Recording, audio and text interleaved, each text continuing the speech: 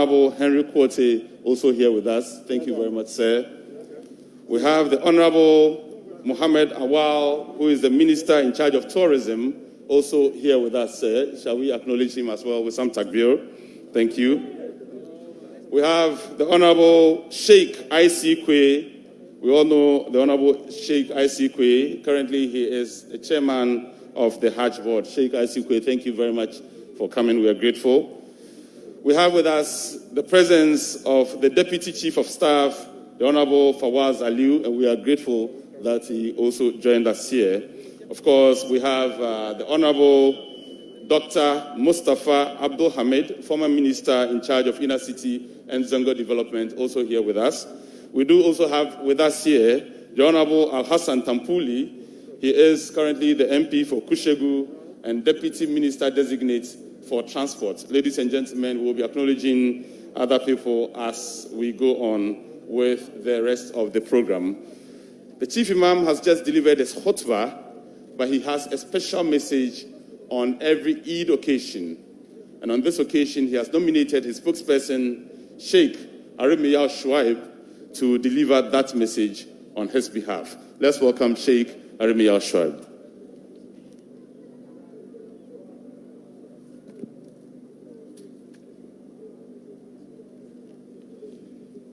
Bismillahir Rahmanir Rahim. In the name of Allah, most gracious, most merciful, we give him thanks and praises. We adore and exalt his name. He is good and holy in fullness and perfection. We ask Allah to bestow his peace and blessings upon the Prophet Muhammad and indeed all the prophets and all those who tread on the path of righteousness till the day of judgment. Your Excellency, the President of the Republic of Ghana, Nana Addo Dankwa Akufo-Addo, Your Excellency, the Vice President of the Republic of Ghana, His Excellency Dr. Alhaj Mahmoud Bawumia, Your Excellency, the Second Lady Hajia Samira Bawumia, the eminent National Chief Imam. We also want to recognize all MPs and ministers herein assembled, the acting president of the Council of Zongo Chiefs, members of the Diplomatic Corps, Dr. Rabiatu Ama, a former member of the Council of State, fellow Muslims, all protocols observed. I wish to greet you all with Islamic greetings of love, peace, and fraternity. Assalamu alaikum wa rahmatullahi wa barakatuh. Your Excellency, I deliver this message on behalf of the eminent National Chief Imam. I convey to you, Your Excellency, and your Vice, and the entire Muslim community in Ghana, my warmest felicitations and best wishes on this auspicious occasion of the Eid al-Fitr celebration. It is my honor and privilege, Your Excellency, to once again welcome you and your Vice and the entire congregation to this virtual Eid al-Fitr celebration, which is being observed within the COVID-19 pandemic preventive framework. Whilst welcoming you, Your Excellency, I also wish to thank you sincerely on behalf of my community for finding time out of your very tight schedule to join us once again in the Eid celebration, as has been your practice always.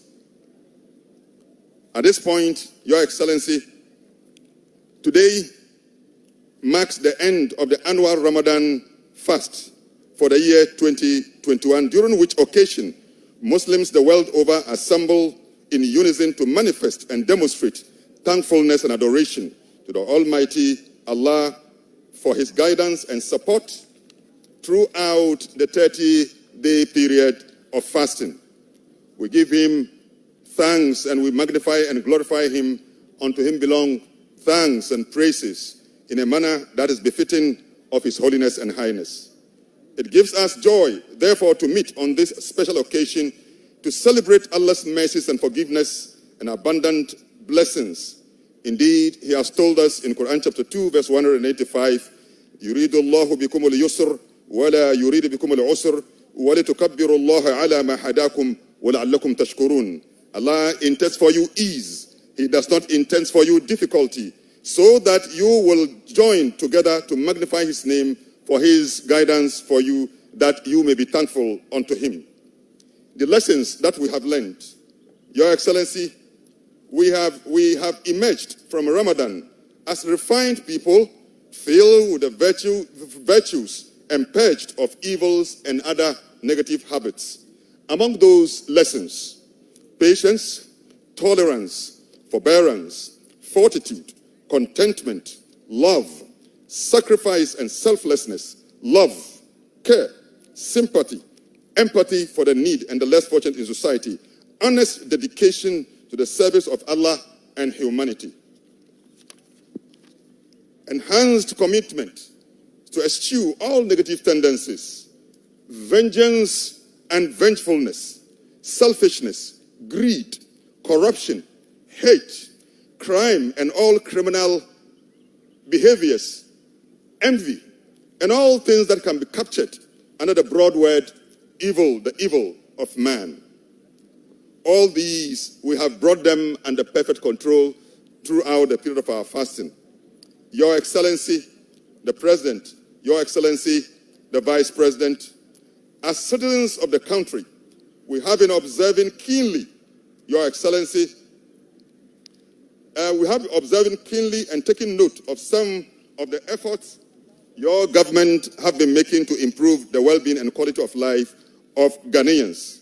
Of particular significance, that which has captured our attention, is your renewed commitment to fight galamsey, to save our water bodies and forests from destruction.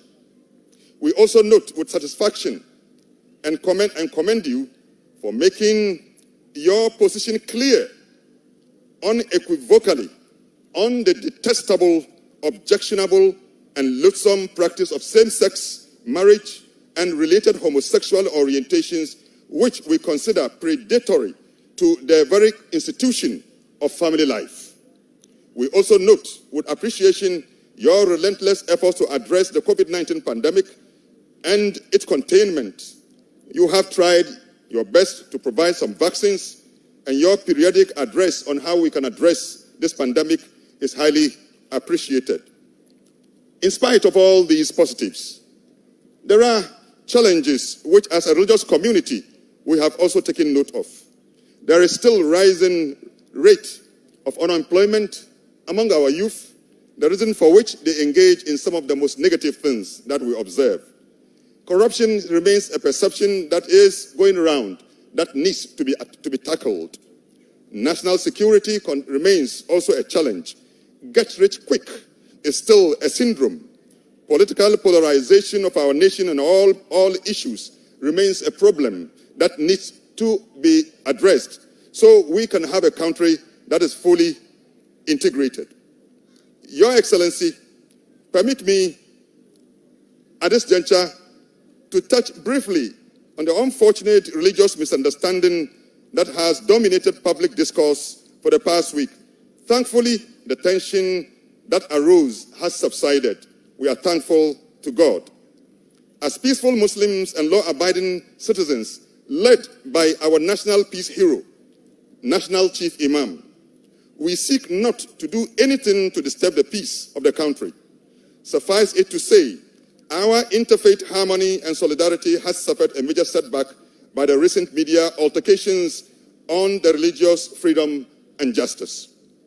We wish to assure you and everybody, Your Excellency, that Muslim Ummah in Ghana, under the able leadership of the meek and peace-loving National Chief Imam, whose spirit and predisposition gives indication unequivocally that his preferred choice all the time is peace. We will cooperate in any step and measure taken by all stakeholders and authorities and state authorities to bring finality to the misunderstanding.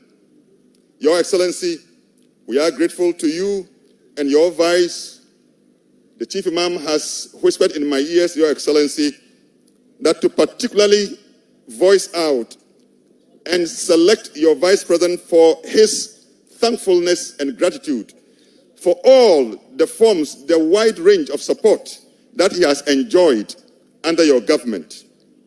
He remembers on 2 occasions that you have to fly him from Nigeria, from Abuja, because of the respect you accord him, to bring him in order to participate in a national function that is the 25th anniversary of our return to democratic rule. The National Chief Imam and his entourage, he is eternally grateful. The next, the Chief Imam was bereaved. He lost his sheikh, his friend, and his in-law in Senegal. Your Excellency, in consultation with your Vice President, you accorded him the assistance and gave him flight that took him with his entourage from Ghana to Dakar, and from there, through the help of the ambassador, was given all the courtesies that took him to Kaolack, where he went and led the funeral. Chief Imam says he's unable to forget this gesture, and he is so grateful to you. On this note, we are also mindful of the promises that